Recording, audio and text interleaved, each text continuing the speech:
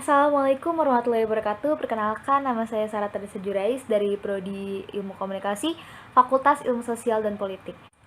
Pada kesempatan kali ini, saya akan membawakan materi presentasi tentang stratifikasi sosial untuk memenuhi tugas akhir sosiologi yang diajarkan oleh Ibu Profesor Dr. Haji Syamsiah Badruddin MSI. Selamat menonton. Pada bagian cover dari PPT saya itu ada sebuah gambar. Gambar itu merupakan piramida dari stratifikasi sosial. Nah, bisa kita lihat dari bagian paling atas. Bagian paling atas itu adalah bagian para pemimpin seperti para raja, para presiden, para perdana menteri, dan pemimpin-pemimpin lainnya. Lalu di bawah para raja ada para pemuka agama. Dan di bawah para pemuka agama ada panglima-panglima dan prajurit yang berada di tengah-tengah, yang mana maksudnya adalah para prajurit ini selain berada di bawah naungan para raja, mereka juga ada untuk melindungi para raja dan para rakyat-rakyat yang lain, baik rakyat bangsawan dan rakyat jelata. Ada seorang ilmuwan bernama Isaac Asimov yang mengatakan aspek paling menyedihkan dari kehidupan saat ini adalah bahwa sains mengumpulkan pengetahuan lebih cepat daripada masyarakat mengumpulkan kebijakan. Setuju atau tidak? Menurut saya, maksud dari perkataan Pak Isaac Asimov ini adalah bahwa zaman sekarang itu sangat sulit untuk menemukan keadilan, apalagi jika Anda tidak memiliki itu semua. Bahkan sampai kalah sama pendidikan. Makanya Pak Isaac Asimov bisa mengatakan bahwa aspek paling menyedihkan dari kehidupan saat ini adalah sains dapat mengumpulkan pengetahuan lebih cepat daripada manusia mengumpulkan keadilan atau kebijaksanaan. Oke, jadi pertanyaannya adalah, apa sih arti stratifikasi itu? Stratifikasi ini berasal dari bahasa strata dan stratum, yang berarti lapisan. Karena itu, stratifikasi sosial atau social stratification sering diterjemahkan dengan pelapisan masyarakat, alias seperti yang saya bilang tadi, pengelompokan masyarakat dengan kelas yang bertingkat. Kemudian sekarang kita masuk ke jenis atau dasar pembentuk stratifikasi sosial. Oke, yang pertama ada kekayaan. Kenapa kekayaan dimasukkan ke dalam tingkat paling atas dalam stratifikasi sosial? Karena seseorang yang memiliki harta lebih banyak itu diletakkan di atas lapisan sosial teratas. Kenapa begitu? Ini menjadi dasar pembentuk stratifikasi sosial karena adanya perbedaan kemampuan dalam memenuhi kebutuhan hidup. Sebenarnya yang nomor 2 ini juga tidak kalah tingginya daripada yang pertama tadi, yaitu kekayaan. Yang kedua ada kekuasaan. Kekuasaan juga menjadi dasar pembentuk stratifikasi sosial karena nggak semua orang bisa punya jabatan yang tinggi atau kekuasaan yang tinggi. Adanya kekuasaan dan wewenang ini untuk mengukur kepemilikan kekuasaan seseorang dalam mengatur dan menguasai sumber produksi atau pemerintahan. Yang ketiga adalah kehormatan.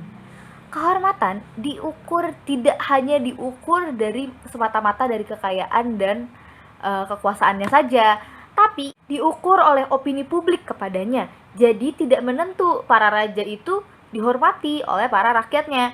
Tidak tentu para miliuner di dunia ini dihormati dan disegani oleh orang-orang di sekitarnya.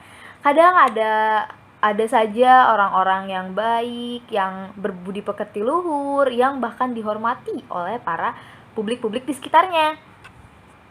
Namun di atas dari semua tingkatan stratifikasi sosial, perlu diketahui bahwa tingkatan paling tinggi dari stratifikasi sosial adalah ilmu pengetahuan. Karena tidak semua orang yang memiliki kehormatan, orang yang memiliki harta atau kekayaan, dan orang yang memiliki kekuasaan itu memiliki ilmu pengetahuan.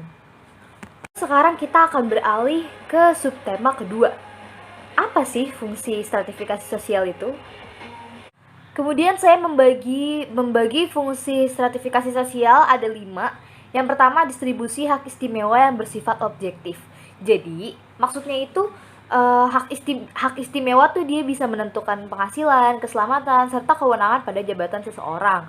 Lalu yang kedua ada menentukan prestis serta penghargaan. Nah, dalam hal ini, penghargaan pada seseorang yang melaksanakan tugasnya dengan baik maka berhak mendapatkan gelar atas penghargaan atau prestis yang ia miliki. Contohnya, raja itu biasanya bisa menentukan penghargaan buat seseorang yang dianggapnya layak untuk mendapatkan penghargaan itu. Contohnya ada seorang panglima perang yang setelah melaksanakan tugasnya dengan baik, maka rajalah yang berhak untuk memberikan penghargaan yang layak untuknya juga. Yang ketiga ada kriteria dari sistem penghargaan. Nah, dari fungsi stratifikasi sosial yang ini dapat diperoleh dengan kualitas pribadi, kerabat tertentu, wewenang, maupun kekuasaan. Nah, ini tuh jadi mungkin kasarnya kayak orang dalam kali ya, kayak ada orang dalamnya makanya bisa gampang gitu. Karena di sini ada kualitas pribadi, maksudnya dari kualitas diri kita sendiri. Karena kita punya kualitas yang bagus, makanya kita mungkin bisa dapat kekuasaan yang bagus atau kehormatan atau apa gitu. Nah, terus kalau kerabat tertentu itu yaitu orang dalam atau orang yang sudah dikenalnya, yang bisa mengangkat dia menjadi seseorang yang punya jabatan, kekuasaan, atau kedudukan yang lebih tinggi. Nah, kemudian yang keempat, ada alat solidaritas antar individu dan kelompok. Fungsinya adalah sebagai pemersatu bangsa yang dapat mengkoordinasi serta mengharmonisasikan setiap unit yang ada di struktur sosial tersebut. Yang terakhir, menentukan simbol maupun kedudukan seseorang. Nah, fungsi dari stratifikasi sosial ini sebenarnya adalah ini nih yang terakhir, menentukan simbol status maupun kedudukan seseorang. Fungsinya untuk menentukan, tadi kan udah dibilangin tuh, untuk menentukan simbol status maupun kedudukan seseorang. Sebab setiap strata sosial ditandai dengan pangkat maupun simbol yang menunjukkan kedudukannya, peran khusus serta standar dari tingkah laku seseorang dalam kehidupan. Nah, kita masuk ke subtema yang ketiga, yaitu sifat stratifikasi sosial. Nah, ada 3 nih sifat stratifikasi sosial yang bisa saya dapatkan dari artikel-artikel di internet. Yang pertama ada stratifikasi sosial terbuka, stratifikasi sosial tertutup, dan stratifikasi sosial campuran. Yang pertama ada stratifikasi sosial terbuka. Stratifikasi sosial terbuka maksudnya adalah setiap anggota masyarakat bisa berpindah dengan bebas dalam strata sosial. Mobilitas yang dibutuhkan harus melalui perjuangan yang berat. Nah, kalau stratifikasi sosial tertutup, bentuknya ini sebenarnya bersifat diskriminatif ya. Karena bentuk yang stratifikasi kedua ini sulit untuk melakukan mobilitas vertikal kayak yang pertama tadi.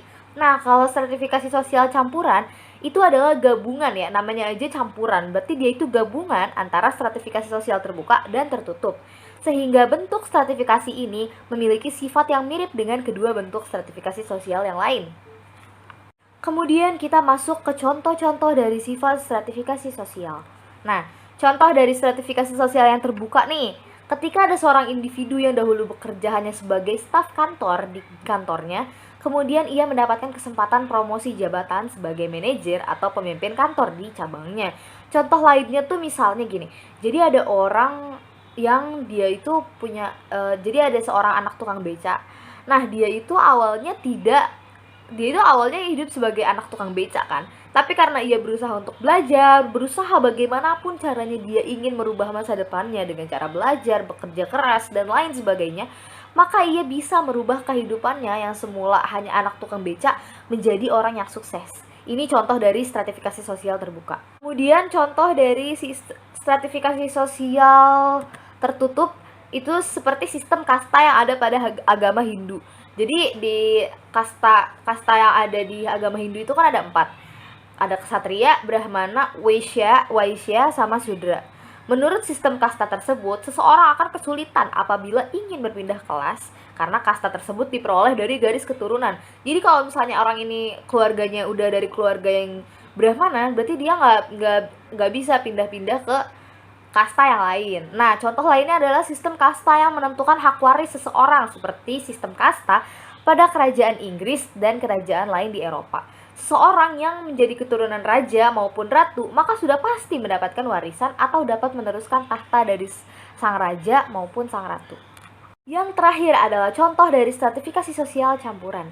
Contoh lain dari sifat stratifikasi sosial campuran adalah sistem kasta di Bali, yang membuat masyarakat sempat sulit untuk berpindah kedudukan. Akan tetapi, stratifikasi ini membuat orang yang memiliki kasta paling tinggi di Bali memiliki kebebasan untuk berubah. Meskipun masyarakat Bali akan kesulitan untuk berpindah kasta di daerah tersebut, akan tetapi mereka tetap bisa berpindah kedudukan dan berpindah ke wilayah lain. Demikianlah penjelasan saya mengenai stratifikasi sosial. Mohon maaf sebelumnya bila ada salah kata karena kesempurnaan hanya milik Tuhan semata.